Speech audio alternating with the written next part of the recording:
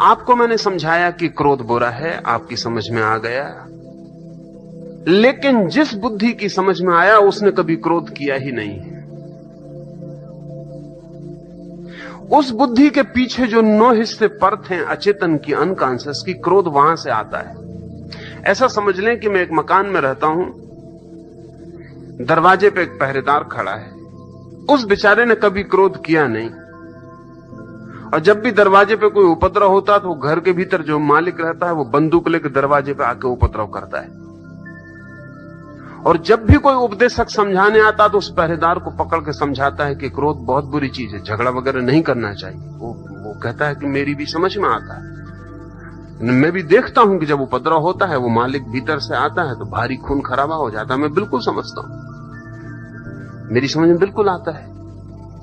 मगर ये उपदेशक को पता नहीं कि जिसको वो समझा रहा है उसने कभी उपद्रव किया नहीं, और जिसने उपद्रव किया है इस पहरेदार से उसका कोई कम्युनिकेशन नहीं है, इससे कभी उसकी मुलाकात ही नहीं होती। और जब वो मालिक बंदूक लेके आता तब ये पहरेदार हाथ पर झुका के, सिर झुका के उसके चरणों में पड़ जाता है, क्योंकि वो मालिक। और जब वो चला जाता तब पहरेदार अपनी कुर्सी पे बैठ के झपकी खाता रहता और सोचता है कि बहुत बुरी बात है, क्रोध होना नहीं चाहिए।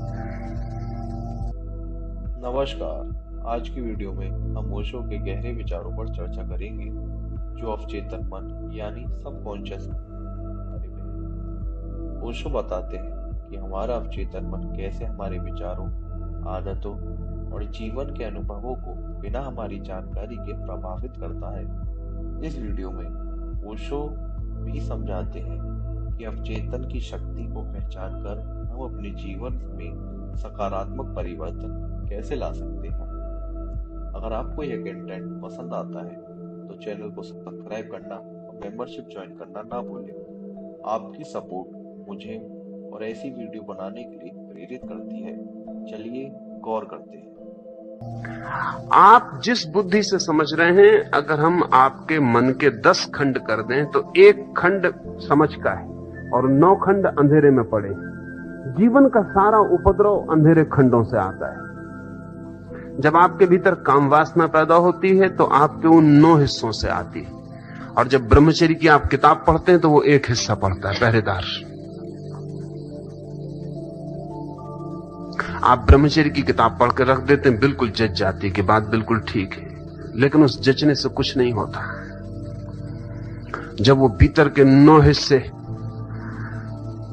काम वासना से भरते हैं तब इस 1 हिस्से की कोई ताकत नहीं है, वो इसको एक तरफ हटा के बाहर आ जाते। इसके जुम्मे एक ही काम है कि जब वक्त मिले तो समझने का काम करे, और जब फिर वक्त मिले तो पश्चाताप करे। ये जो 1 हिस्सा मन है, इसकी कोई सुनवाई नहीं है। ध्यान रहे कि मन में जितना गहरा हिस्सा होता है उतना ताकतवर होता है। परिधि पर, सरकमफ्रेंस पर ताकत नहीं होती, ताकत सेंटर में होती है। जिसको हम बुद्धि कहते हैं वो हमारी सरकमफ्रेंस है, परिधि है, घर के बाहर का परकोटा है। वहां कोई खजाने नहीं रखता। खजाने तो उस तिजोरी में दबे होते हैं जो घर का भीतरी से भीतरी अंतरंग है।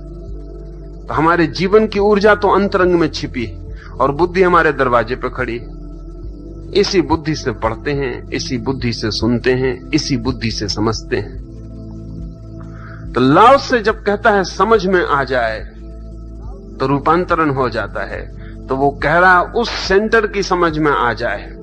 वो जो आपके भीतर अंतरस्थ बैठा हुआ अंतिम मालिक है उसकी समझ में आ जाए तो क्रांति हो जाती। अब हमारी कठिनाई भी स्वाभाविक है, वास्तविक है कि हमें लगता है समझ में आ गया, फिर क्रांति तो होती नहीं, हम वहीं के वहीं खड़े रह जाते हैं। और इस तथाकथित समझ से और एक उपद्रव शुरू होता है। वो उपद्रव ये होता है कि अब हम द्वैत में बढ़ जाते हैं। मन भीतर से कुछ करवाता है, हम कुछ करना चाहते हैं, वो कभी होता नहीं, होता वही है जो भीतर से आता है। और फिर आखिर में पश्चाताप और दीनता और हीनता मन को पकड़ती, और अपनी ही आंखों में आदमी गिरता चला जाता है। उसे लगता है कि मैं कुछ भी नहीं, किसी कीमत का नहीं। तो ये जो समझ है हमारी, लाओ से इसके संबंध में नहीं कह रहा है, ये इंटेलेक्चुअल जो अंडरस्टैंडिंग है, ये धोखा है समझ का। ये ऐसा ही है जैसे कोई कहे कि अगर वृक्ष को जल मिल जाए तो उसमें फूल आ जाते, हम जाके वृक्ष के पत्तों पे जल छिड़काएं, फिर फूल ना आए, तो हम कहें कि हमने तो जल छिड़का, फूल नहीं आए। जाहिर है कि जिसने कहा था गलत था, और या फिर हमने जो जल छिड़का वो जल न था। स्वभावतः हमारे सामने सवाल उठेगा, फूल तो नहीं आए। लेकिन जिसने कहा था वृक्ष को जल मिल जाए तो फूल आ जाते हैं, उसने कहा था वृक्ष की जड़ों को, रूट्स को। ये मजे की बात है कि वृक्ष के पत्ते को आप जल दें तो जड़ों तक नहीं पहुंचता, जड़ों को जल दें तो पत्ते तक पहुंच जाता है। क्योंकि पत्तों के पास कोई यंत्र नहीं है कि जड़ों को रूट्स तक पहुंचा दे, जड़ों तक पहुंचा दे जल को।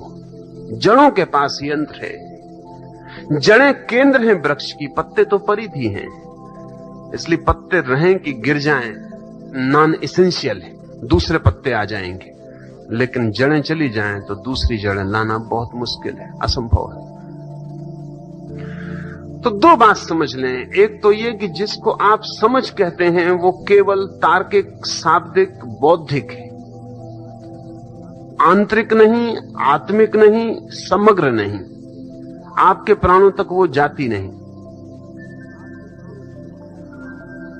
और इसलिए रूपांतरण नहीं होता। बात बिल्कुल समझ में आ जाती है और आप वहीं के वहीं खड़े रह जाते हैं, कहीं कोई फर्क नहीं पड़ता। तो अब क्या करें, वो समझ हम कैसे लाएं जो समझ जड़ों तक जाए। हमारी सारी शिक्षा और दीक्षा एक ही समझ की है, ये तथाकथित जो समझ है। गणित सीखते हैं इसी बुद्धि से, भाषा सीखते हैं इसी बुद्धि से, काम चल जाता है। काम इसलिए चल जाता है कि आपके भीतर के केंद्र का कोई विपरीत गणित नहीं है, नहीं तो काम नहीं चलता। आपके इनरमोस्ट सेंटर का अपना अगर कोई मैथमेटिक्स होती तो आपके स्कूल कॉलेज सब दो कौड़ी हो जाते, लेकिन उसके पास कोई मैथमेटिक्स नहीं है। इसलिए आप स्कूल में गणित सीख लेते हैं, भीतर से कोई विरोध नहीं होता, आप 2 2 4 जोड़ते रहें, भीतर कोई कहने वाला नहीं कि 2 2 5 होते हैं। अगर भीतर का मन कहने को होता कि 2 2 5 होते तो सारी यूनिवर्सिटीज कचरे में पड़ जाती हैं। आप 2 2 4 नहीं जोड़ पाते, जब भी जोड़ने जाते 5 लिखते। इसलिए विश्वविद्यालय सफल है, काम चलाओ दुनिया के लिए, क्योंकि गणित हमारी ईजाद है, भाषा हमारी ईजाद है। जो भी हम सिखा रहे हैं स्कूल में वो आदमी की ईजाद है। अगर हम आदमी को न सिखाएं तो वो आदमी में होगा ही नहीं। अगर हम एक बच्चे को भाषा न सिखाएं तो वो बच्चा अपने आप भाषा नहीं बोल पाएगा। लेकिन एक बच्चे को क्रोध सिखाने की जरूरत नहीं है, वो अपने आप क्रोध सीख लेगा। अगर हम एक बच्चे को गणित ना सिखाएं तो दुनिया में कोई उपाय नहीं है कि वो गणित सीख ले। लेकिन सेक्स या काम वासना सिखाने के लिए किसी विद्यापीठ की जरूरत नहीं पड़ेगी।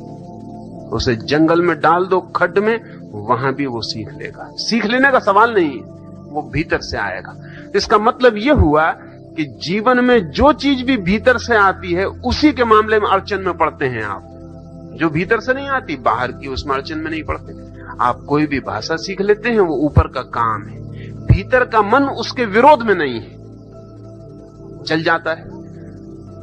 तो स्कूल, कॉलेज, विश्वविद्यालय आपको जो शिक्षा देते हैं, मन का ऊपरी हिस्सा ट्रेन कर देते हैं। वो कठिनाई तब शुरू होती है जब आप जिंदगी को भीतर से बदलना चाहते हैं, तभी इसी ऊपरी हिस्से का उपयोग करते हैं। बस वहीं अड़चन हो जाती है। सोचते हैं क्रोध न करूं, ये आप उसी हिस्से से सीखते हैं जिससे गणित सीखा था। ये क्रोध का मामला बहुत दूसरा है, गणित का मामला बहुत दूसरा है। गणित आदमी की ईजाद है, क्रोध अगर किसी की ईजाद है तो वो प्रकृति की, आदमी की नहीं।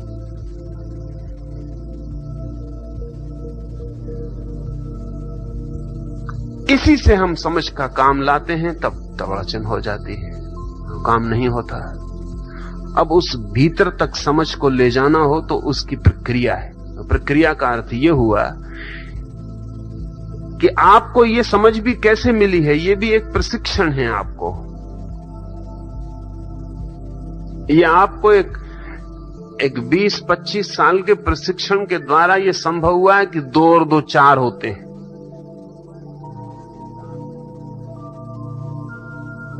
मुल्ला नसरुद्दीन एक दिन अचानक अपने रास्तों पर देखा गया कि बहुत शानदार कपड़े पहने हुए, हाथ में हीरे की अंगूठी लगाई हुई। लोग चकित हुए, लोगों ने घेर लिया कि मुल्ला क्या हुआ। उसने कहा कि लॉटरी हाथ लग गई। पर कैसे लगी? मुल्ला ने कहा कि 3 रात तक लगातार सपना देखा जिसमें मुझे 7 का आंकड़ा दिखाई पड़ता था। 3 रात। तो मैंने सोचा 7 या 28, मैंने नंबर लगा दिया। पर लोगों ने कहा अरे मुल्ला क्या कह रहे हो, 7 या 28, 7 या 21 होते। मुल्ला ने कहा होते होंगे, लेकिन लॉटरी 28 पे मिली। इससे कोई लॉटरी मिल गई 28 पे।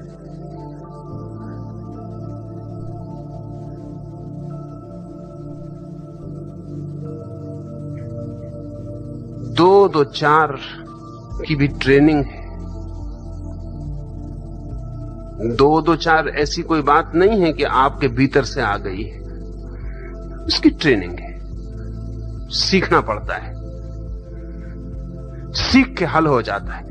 अब ये जो अंतरस्थ मन है, इस तक समझ को पहुंचाने के लिए भी प्रक्रियाओं से गुजरना पड़े। लाओ त्से ने जब ये बातें कही हैं तब आदमी बहुत सरल था, और बहुत से फर्क पड़ गए हैं जो मैं आपको ख्याल दिला दूं जिससे अड़चन। लाओ त्से ने जब ये बातें कही हैं, आदमी बहुत सरल था। उसकी इंटेलेक्चुअल ट्रेनिंग नहीं थी, उसकी कोई बौद्धिक परत नहीं थी। लाओ त्से बोल रहा था गांव के ग्रामीण जनों से। वे सीधे साधे लोग थे, उनके पास कोई बौद्धिक खजाना नहीं था।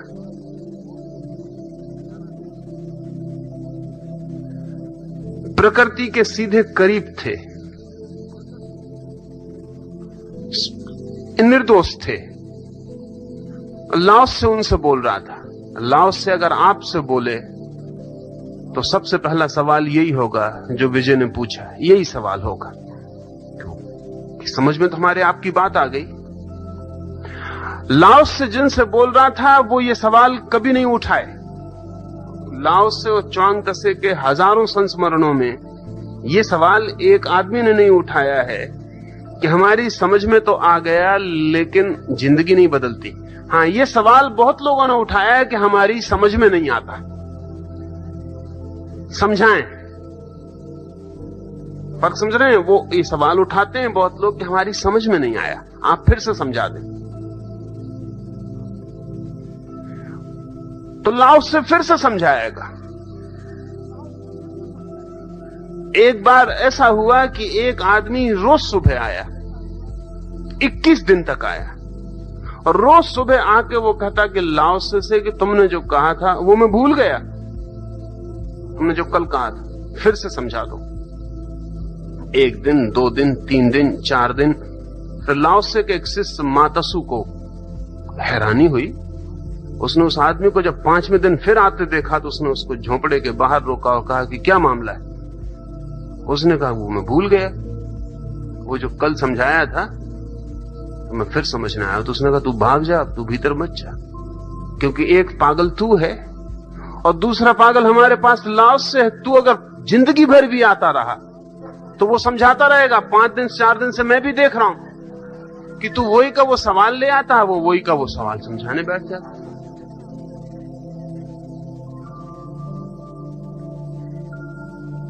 जब ये बात ही चल रही थी मात्सु के साथ, तभी लाओ त्से बाहर आ गया। उसने कहा आ गया भाई, अंदर आ जा। भूल गया? फिर से सुन ले। वो 21 दिन रोज आ रहा है, 22वें दिन नहीं आया तो कहानी कहती कि लाओस से उसके घर पहुंच गया। कहा क्या तबीयत खराब है, क्या हुआ? उस आदमी ने कहा समझ में आ गया। और कुछ? मैं दूसरा आदमी हो गया। लेकिन फर्क आप समझ रहे हैं? अगर हम 21 दफा जाते लाओस से के घर पर तो हम समझने ना जाते, हम कहते समझ में तो पहले दिन ही आ गया। जिंदगी नहीं बदली। वो आदमी ये कहते नहीं कि जिंदगी नहीं बदली, क्योंकि वो आदमी ये कहता है कि आप कहते हो समझ में आ जाएगा तो जिंदगी बदली जाएगी। वो बात खत्म हो गई, अब समझ में ही आ जाए। बुद्ध जब भी बोलते थे तो अभी जब बुद्ध के ग्रंथों को संपादित किया गया है तो बड़ी हैरानी हुई, क्योंकि बुद्ध एक एक पंक्ति को 3 बार से कम दोहराते नहीं थे। 3 बार कहेंगे।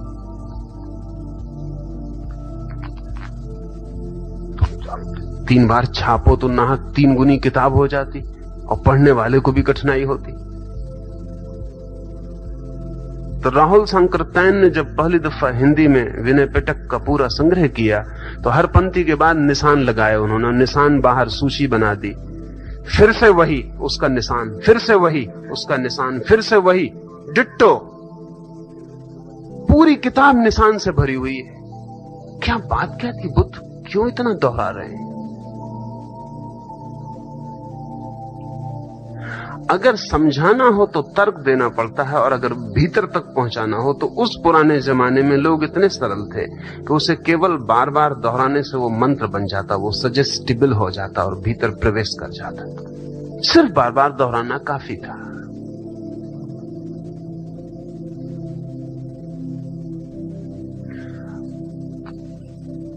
जितनी बार दोहराया जाए उतना भीतर प्रवेश करने लगता है।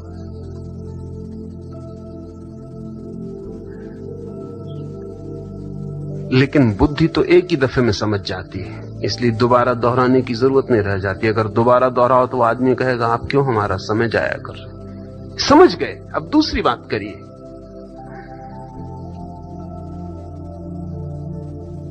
आज भी जो लोग अनकॉन्शियस माइंड के साथ काम करते हैं वो सिवाय दोहराने के और कुछ नहीं करते। जैसे कि अभी पेरिस में कुछ वर्षों पहले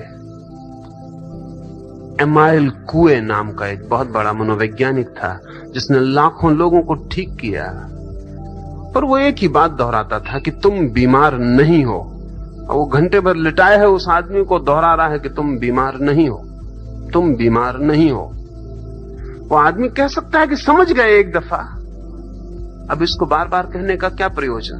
पर एमाइल कुए कहता है कि तुमसे मुझे मतलब नहीं है, तुम तो समझ गए, तुम तो पहले ही समझ रहे हो।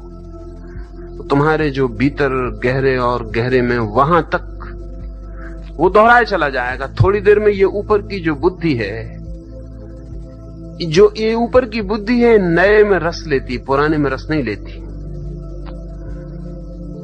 ये थोड़ी देर में कहेगी कि ठीक है, सुन लिया सुन लिया सुन लिया, ये सो जाएगी। हिप्नोसिस का कुल इतनी मतलब है, ये सो जाएगी। ये ऊपर की जो बुद्धि है ऊब जाएगी, ये परेशान हो जाएगी कि क्या कहे चले जा रहे हो कि तुम बीमार नहीं हो। ये थोड़ी देर में सो जाएगी, लेकिन कुएं कहता चला जाएगा। और जब ये सो जाएगी तो इसके पीछे की जो परत है वो सुनने लगेगी। थोड़ी देर में वो भी ऊब जाएगी, वो भी सो जाएगी, तो उसके पीछे की जो परत है वो सुनने लगेगी। और ये कुएं दोहराया चला जाएगा। ये तब तक दोहराया चला जाएगा जब तक आपके भीतरी केंद्र तक ये खबर न पहुंचा दे कि तुम बीमार नहीं हो। और अगर ये भीतरी केंद्र तक खबर पहुंच जाए, वो केंद्र अगर मान ले कि मैं बीमार नहीं हूं, तो बीमारी समाप्त हो गई। अब इसके लिए मंत्रों का, ध्यान का, तंत्र का न मालूम कितना कितना आयोजन करना पड़ा। बाद में करना पड़ा जबकि लोग ज्यादा सोफिस्टिकेटेड हो गए। लाओसे के वक्त में कोई जरूरत ना थी, लाओसे के वक्त तक कोई जरूरत ना थी। लोग सरल थे और उनके अंतरस्थ मन का द्वार इतना खुला था और बुद्धि का कोई पहरेदार न था कि कोई भी बात लाओस से जैसा आदमी कहता तो वो भीतर प्रवेश कर जाती। इस सब का इंतजाम था। लाओसे के पास जाता ही कोई तब था जब वो श्रद्धा करने को राजी हो। लाओसे के पास अगर कोई जाता हो तर्क करने को उत्सुक होता तो लाओसे कहता कि अभी तू फला गुरु के पास जा, थोड़े दिन वहां रहे। अभी मैं एक सूफी फकीर का जीवन पढ़ता रहा। अजनबी एक सूफी फकीर था। गांव का एक बहुत बड़ा पंडित, एक बड़ा व्याकरण का ज्ञाता अजनबी को सुनने आया तो उसने देखा कि वो व्याकरण वगैरह जानता नहीं, ठीक से भाषा उसे आती नहीं।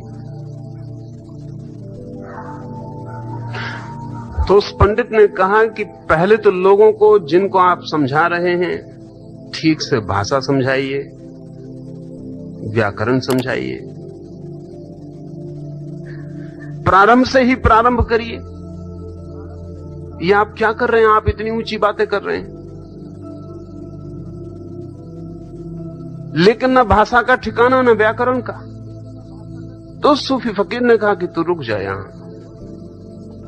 उस फकीर के चमत्कारों की बड़ी कथाएं थी। वो पंडित रुक गया। सूफी ने उससे कहा कि बाहर झोपड़े के जो कुत्ते और बिल्लियां सांझ को इकट्ठे होते हैं, तू उनको व्याकरण सिखाना शुरू कर दे। उसे लगा तो कि ये पागलपन की बात है, लेकिन ये फकीर कह रहा और ये चमत्कारी है, शायद कोई राज होगा, शायद ये कुत्ते और बिल्लियां साधारण न हो, कुछ खूबी के हों, या फिर इसका कोई मतलब होगा। शायद इन्हें सिखाते सिखाते मुझे कुछ सीखने को मिल जाए। बात तो कुछ होगी ही, रहस्य इसमें कुछ होगा ही। उसने बेचारे ने सिखाना शुरू कर दिया। सरल से सरल पाठ सिखाता था, लेकिन कुत्ते बिल्ली थे कि नहीं सीखते थे।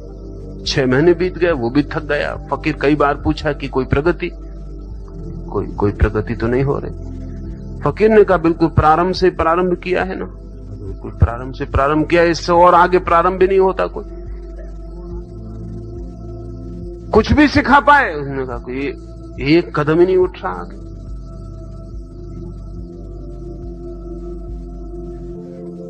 तो उस फकीर ने कहा क्या कठिनाई क्या है? उस पंडित ने कहा वो भाषा ही नहीं जानते, बोलने ही नहीं जानते। बोलना जानते हो तो मैं व्याकरण भी सिखा दूं। वो फकीर कहने लगा कि मैं जिस दुनिया की बातें कर रहा हूं, तुझे उस दुनिया की ना भाषा का पता है और ना व्याकरण का पता है।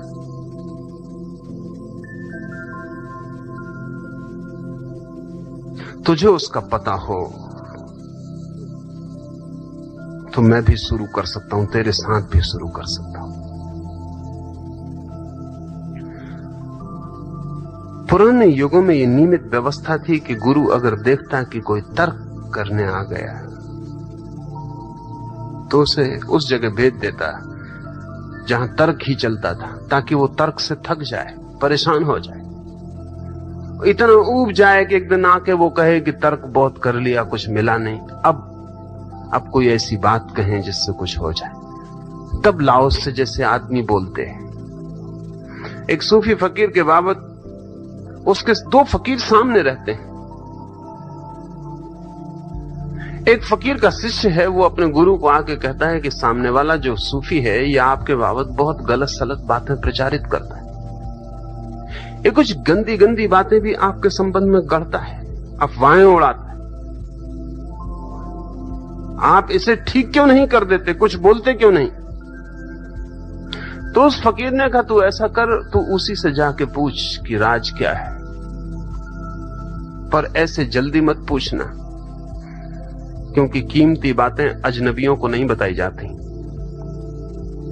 और राहगीर चलते आके कुछ पूछ लें तो उनको उत्तर जो दिए जाते हैं वो रास्ते की ही कीमत के होते हैं। तो उसने कहा मैं क्या करूं? कहा कि साल भर उसकी सेवा कर, निकट पहुंच, और जब आंतरिकता बन जाए तब किसी दिन क्षण का ख्याल रख के, समय का बोध रख के, अवसर खोज के उससे पूछना। तो साल भर उसने सेवा की, बहुत निकटस्थ हो गया, आत्मीय हो गया। एक दिन पैर दाब रहा था रात, तब उसने अपने गुरु को पूछा, क्या आप गालियां देते हैं, सामने वाले गुरु के खिलाफ सब कुछ कहते हैं, इसका राज क्या है? तो उसने कहा, तू पूछता है, किसी को बताना मत, मैं उसका शिष्य हूं और राज बताने की मनाही है, तू जाके उसी से पूछ ले। पर ये बातें अजनबियों को नहीं बताई जाती, राह चलतों को नहीं बताई जाती, जरा निकट हो जाना। उसने कहा, अच्छी मुसीबत में पड़े, हम तुम्हें दुश्मन समझ के साल भर मेहनत किए, तुम शिष्य निकले, उसके ही शिष्य हो, वहीं वापस जाना पड़ेगा। क्षण स्नान कराते वक्त कोई नहीं था, गुरु को स्नान करा रहा था, पूछा कि आज मुझे बता दें ये राज क्या है। तो उसके गुरु ने कहा कि वो मेरा ही शिष्य है और उसे वहां इसलिए रख छोड़ा है कि वो मेरे संबंध में गलत बातें उड़ाता रहे, जिनको उन गलत बातों पर भरोसा आ जाए वो ताकि मेरे पास ना आ सकें, वो गलत लोग हैं, उनके साथ मेरा समय नष्ट ना हो। मेरा समय कीमती है, मैं उन्हीं पर खर्च करना चाहता हूं जो सत्य की तलाश में आए, और जो अफवाहों से लौट सकते हैं उनकी कोई तलाश नहीं। वो आदमी अपना है और उसने इतनी सेवा की है मेरी इन 20 वर्षों में जिसका हिसाब नहीं। सैकड़ों फिजूल के लोगों से उसने मुझे बचाया है।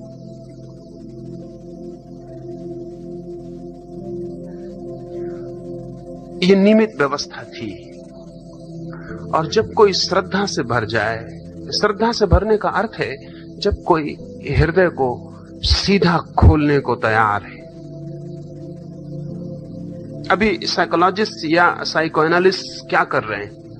वो इतना ही कर रहे हैं, एक मरीज पे 3 साल तक साइकोएनालिसिस चलती,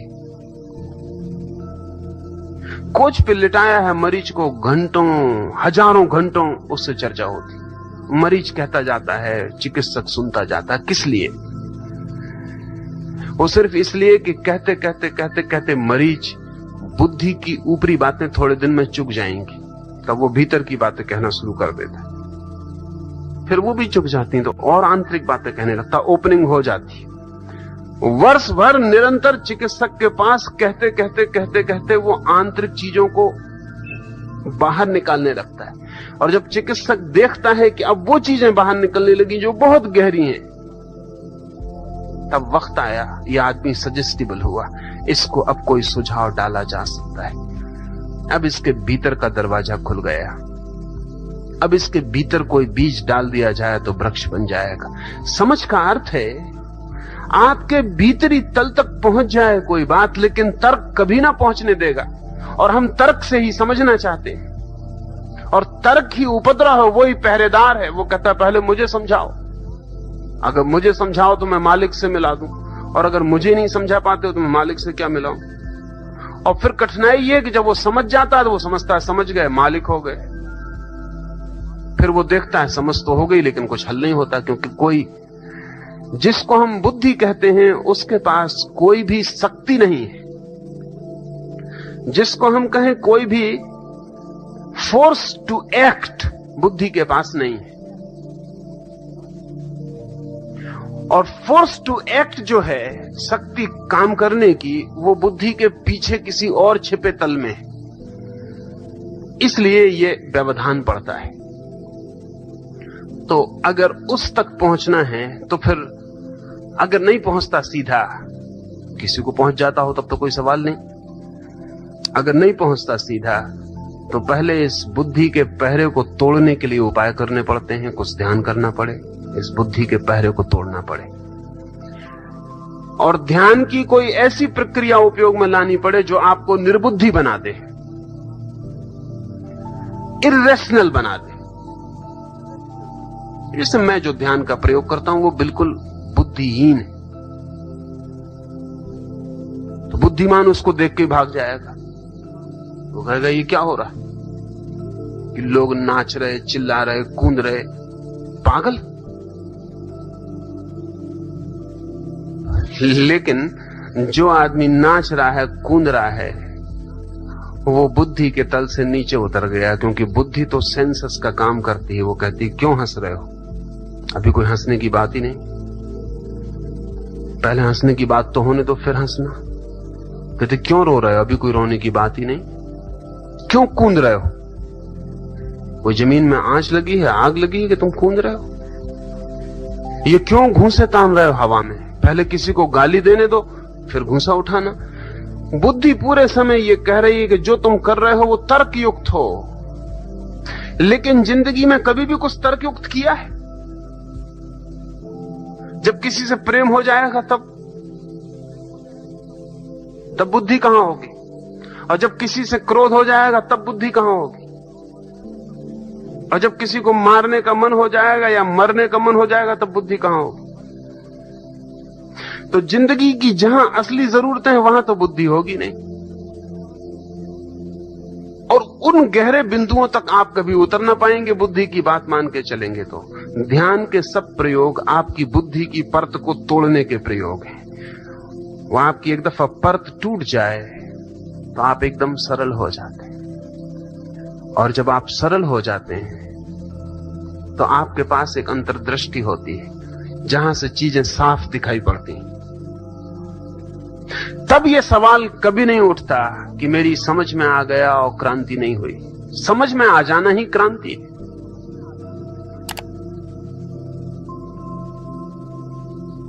to know is to be transformed, knowledge is transformation.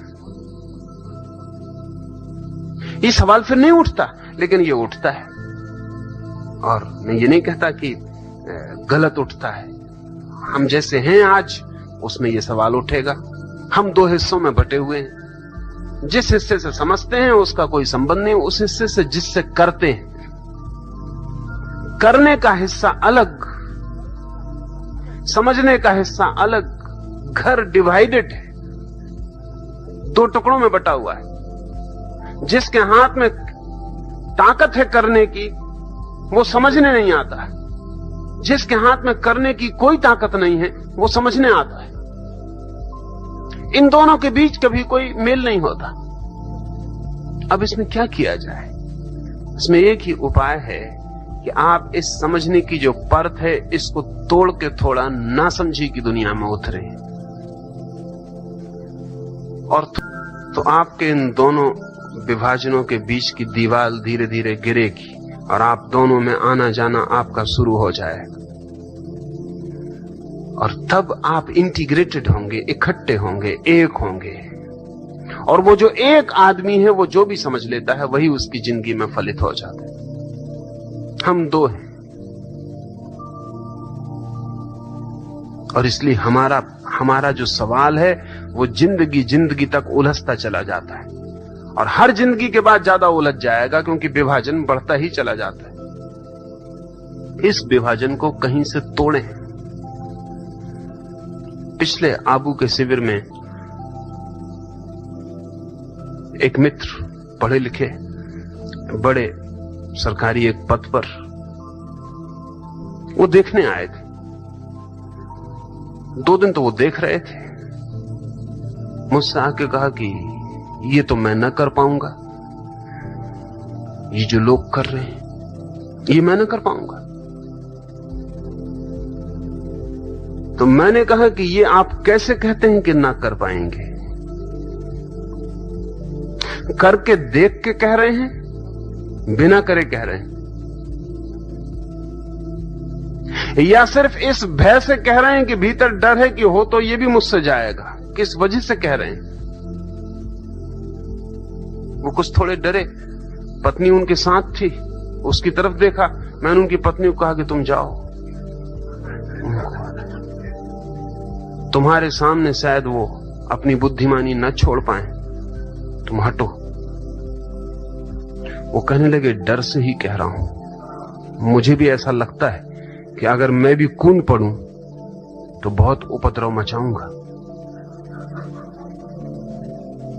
फिर मैंने कहा, उसे मचाओ, एक दफा उसे मचा के देखो, तुम अपने नई ही सूरत से परिचित होगे। वो वही तुम्हारी असली सूरत है। वक्त बेवक्त पर वो निकल के बाहर आ जाती है, लेकिन तब तुम उसके मालिक नहीं हो सकते, क्योंकि क्षण भर को आती फिर छिप जाती। मनोवैज्ञानिक कहते हैं क्रोध जो है वो टेम्पररी मैडनेस है। टेम्पररी है तो मैडनेस पूरी टेम्पररी है, थोड़ी देर रहती इसलिए आपको पता नहीं चलता, फिर निकल गई। परमानेंट हो जाए आप पागल हो गए, लेकिन जो टेम्पररी वो कभी भी परमानेंट हो सकता। मैंने उनसे कहा आप करें, उन्होंने कहा हिम्मत जुटाऊं, कोशिश करूं। मैंने कहा कोशिश हिम्मत की बात नहीं है। आप तो आंख पे पट्टी बांध के वो खड़े हो जाएं, और जब आने लगे तब भूल जाएं कि आप बड़े अधिकारी हैं और बड़े पढ़े लिखे हैं और समझदार हैं। तीसरे दिन वो कूद रहे थे। वो दूसरा ही व्यक्तित्व था। लौट कर उन्होंने मुझे कहा कि मैं इतना हल्का हो गया हूं कि उड़ जाऊं, इतना हल्का हो गया हूं, भीतर से न मालूम कितनी बीमारी बाहर निकल गई है। और अब मैं आपकी बात ज्यादा ठीक से समझ सकूंगा कि आप क्या कह रहे हैं। तो हमारे दिमाग पर जो बैठा हुआ एक पहरा है तथाकथित समझदारी का, उसे तोड़ना पड़े तो आपके भीतर वो समझ आ सकेगी। तो पहले ये तथाकथित समझ को तोड़ने के लिए कुछ करें।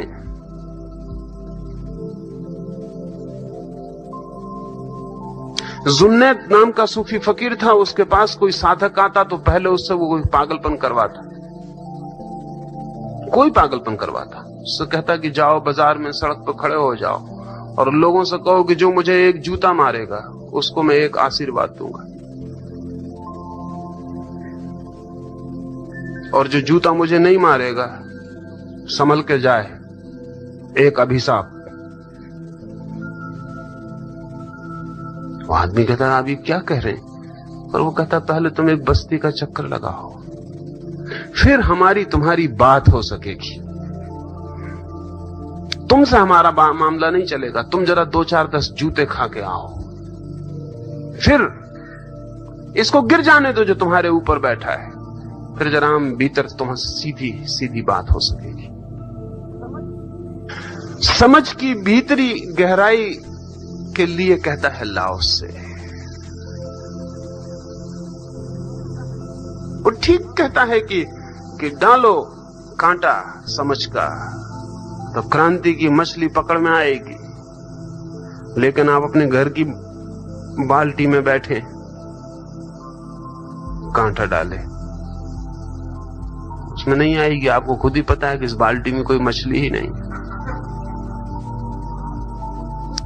आप जिस बुद्धि में पकड़ने चल रहे हैं क्रांति को, वहां कोई क्रांति नहीं है। जिसको आप बुद्धि कहते हैं वो सबसे ज्यादा कन्फर्मिस्ट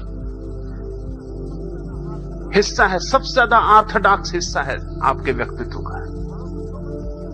वहां कुछ पकड़ में नहीं आएगा। उससे गहरे में जहां जीवन की धारा बहती है, जहां तरलता है, जहां चीजें जन्म लेती हैं, अराजकता है, जहां क्यास है अस्तित्व का, भीतर गहरे में जहां हृदय में जहां सारी ऊर्जा उठती है, जहां से काम आता, क्रोध आता, प्रेम आता, घृणा आती, दया करुणा आती, वहां ये गणित और भाषा जहां चलती है वहां से नहीं, ये भूगोल और इतिहास जहां पढ़ा जाता है वहां से नहीं, केमिस्ट्री और फिजिक्स की जानकारी जहां से होती है वहां से नहीं, जहां से प्रेम पैदा होता है, जहां से घृणा पैदा होती,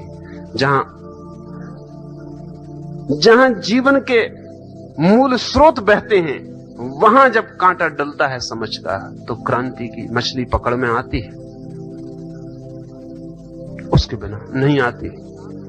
अब अगर कभी 1000 में कोई एक आध ऐसा सरल आदमी होता है तो तत्काल हो जाता है।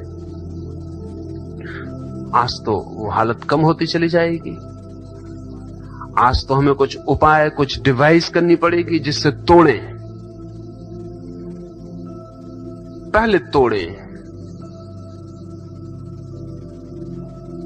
फिर भीतर प्रवेश हो सकता है।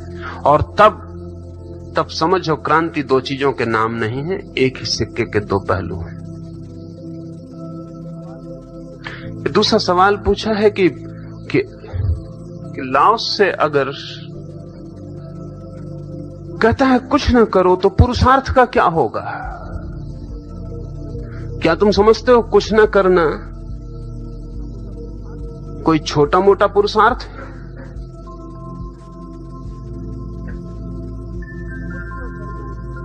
कुछ ना करना इस जगत में सबसे बड़ा पुरुषार्थ है।